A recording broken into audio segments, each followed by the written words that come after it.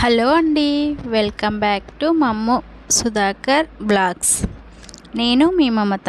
అందరూ ఎలా ఉన్నారండి? నేనైతే చాలా బాగున్నాను. మీరు కూడా బాగుండాలని అనుకుంటున్నాను. ఈరోజైతే మరొక కొత్త రెసిపీతో మీ ముందుకు వచ్చాను. అదేంటంటే గుమగుమలాడే మీల్ మేకర్ కర్రీ అండి. ఈ కర్రీని ఎలా చేయాలి, ఏమేమి ఇంగ్రీడియంట్స్ వాడాను అవన్నీ మీకు ఈరోజు వీడియోలో చూపిస్తాను. మీరు కూడా నచ్చితే ఇలా ట్రై చేయండి. కర్రీ మాత్రం చాలా బాగుంది. Meal maker gravy curry. ఓకేనా ఫ్రెండ్స్?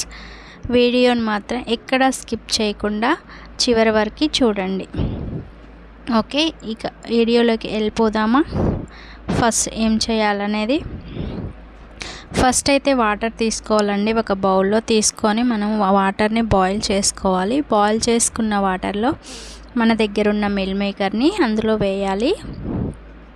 అవి బాయిల్డ్ వాటర్లో ఉడకడం అంటే జస్ట్ అలా వేయగానే తీసేయాలండి, ఎందుకంటే వాటర్ పట్టేస్తుంది.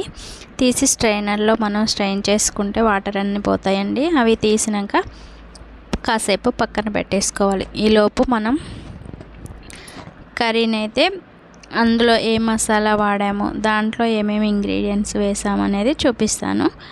అందులో 2 యాలకులు, 2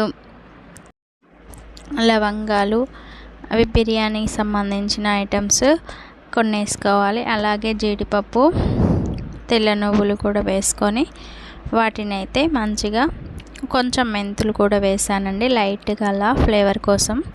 వాటిని అయితే మిక్సీ పట్టేసి ఆ పేస్ట్ని అయితే పక్కకు పెట్టేసుకోవాలి.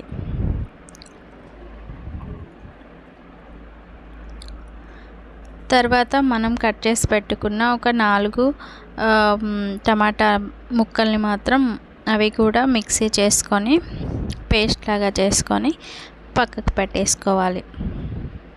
తర్వాత కళాయి తీసుకొని అందులోకి 3 స్పూన్ల వరకు ఆయిల్ తీసుకున్నాను.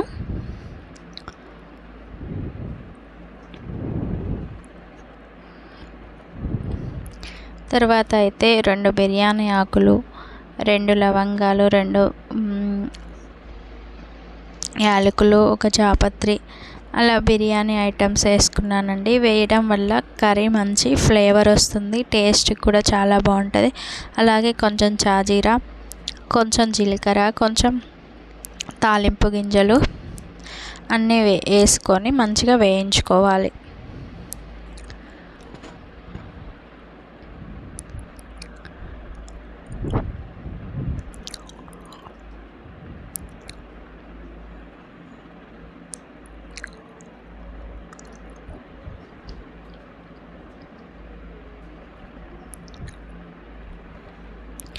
కొంచెం వేగాక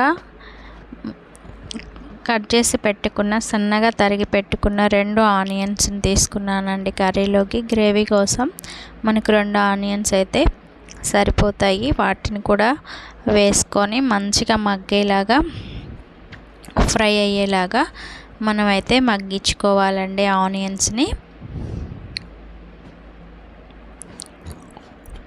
తర్వాత కొంచెం పసుపు తీసుకొని పసుపు కూడా వేయాలి.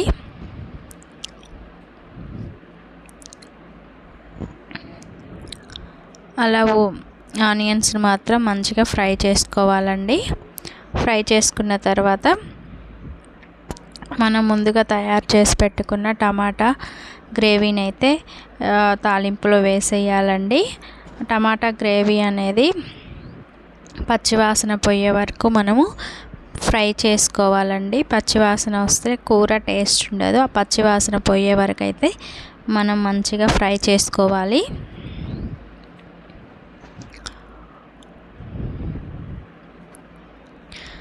తర్వాత అందులోకి అల్లం వెల్లుల్లి పేస్ట్ 1 స్పూన్ తీసుకున్నానండి.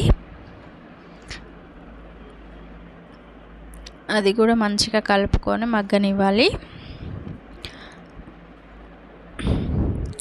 మగ్గిన తర్వాత మనం ముందుగా తయారు చేసి పెట్టుకున్న మీల్ మేకర్ని అయితే కర్రీలో వేయాలండి.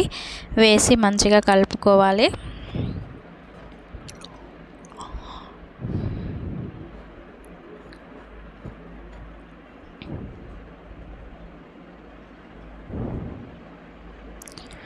టమాటా గ్రేవీ అవి ఆనియన్స్ అంతా ముక్కలకి కలిసేలాగా మంచిగా కలుపుకొని కాసేపు మూత పెట్టేసుకొని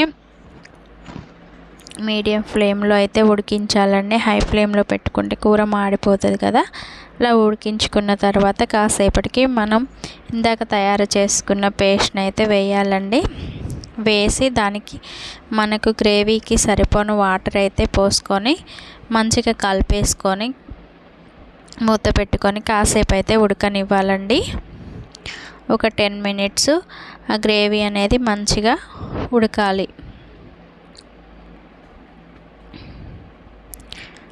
మీడియం ఫ్లేమ్లో పెట్టుకొని ఉడికించుకుంటే ఆ గ్రేవీ అంతా కూడా ముక్కలకి మంచిగా పడుతుందండి.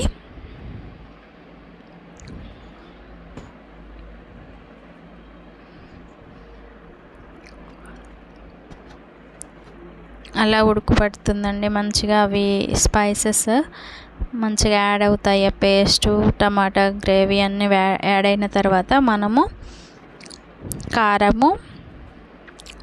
సరిపోను ఉప్పు వేసుకోవాలండి. ఉప్పు వేసుకొని మంచిగా కలిపేసుకొని కొద్దిగా ఆ ఉప్పు కారంలో ఉడకనివ్వాలి.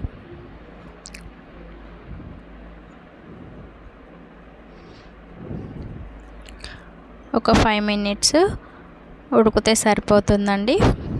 5 మినిట్స్ తర్వాత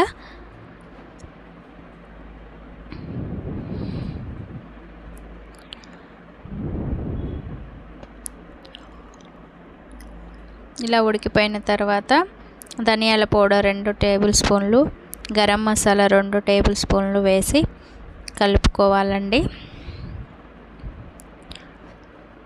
లో ఫ్లేమ్లో పెట్టేసి లైట్గా కొంచెం ఉడకనివ్వాలి.